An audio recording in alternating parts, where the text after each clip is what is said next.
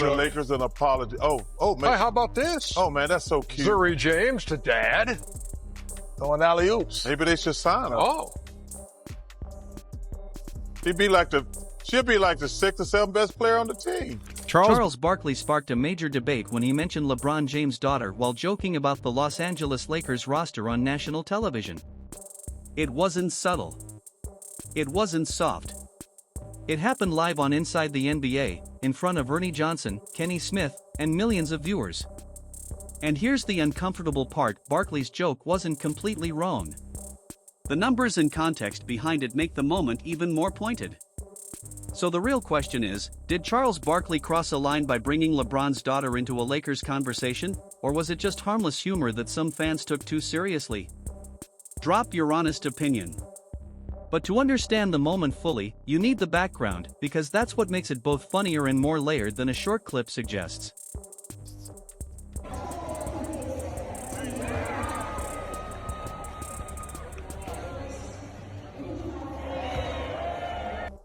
LeBron James was in San Francisco with the Lakers before their game against the Golden State Warriors.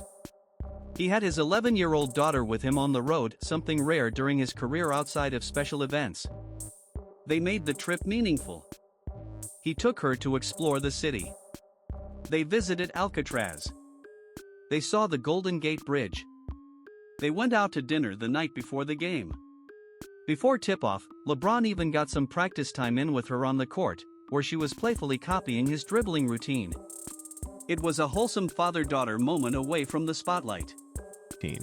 Daughter, she was mimicking your dribbling routine. What was that moment like for you, and then be able to play in front of her and have a good win like this?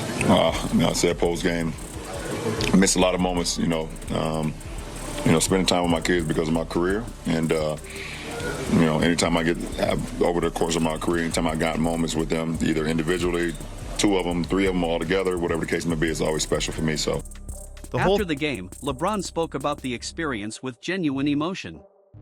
He explained how difficult it is to miss family moments because of the demands of his career. Any chance he gets to spend one-on-one time with his kids, he values deeply. Walking off the court holding his daughter's hand, he reflected on what it means to be a father, especially to a daughter.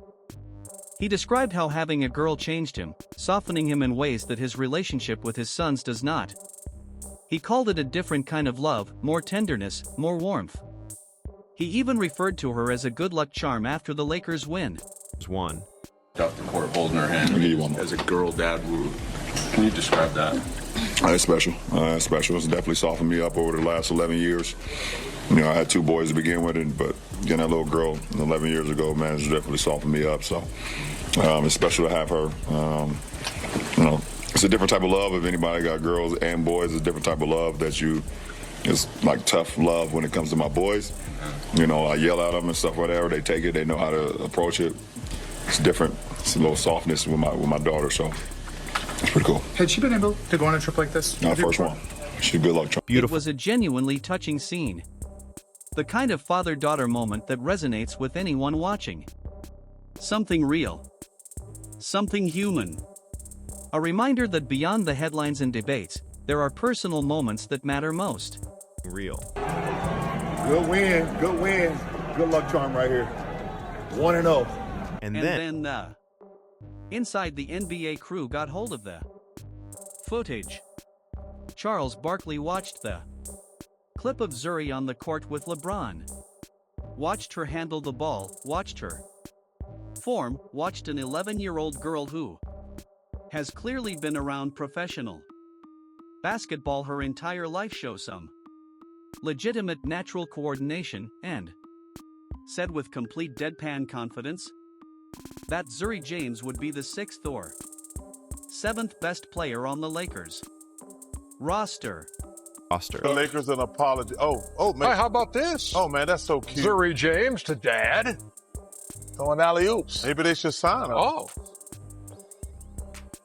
She'll be like the 6th or 7th best player on the team. Ernie Johnson joked that he owed the Lakers an apology, and that comment captured the entire vibe of the room.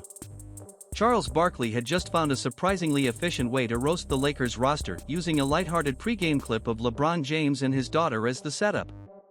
When Barkley watched the footage of Zuri handling the ball and mimicking her father's dribbling, he delivered a deadpan line: "She might be the 6th or 7th best player on the Lakers."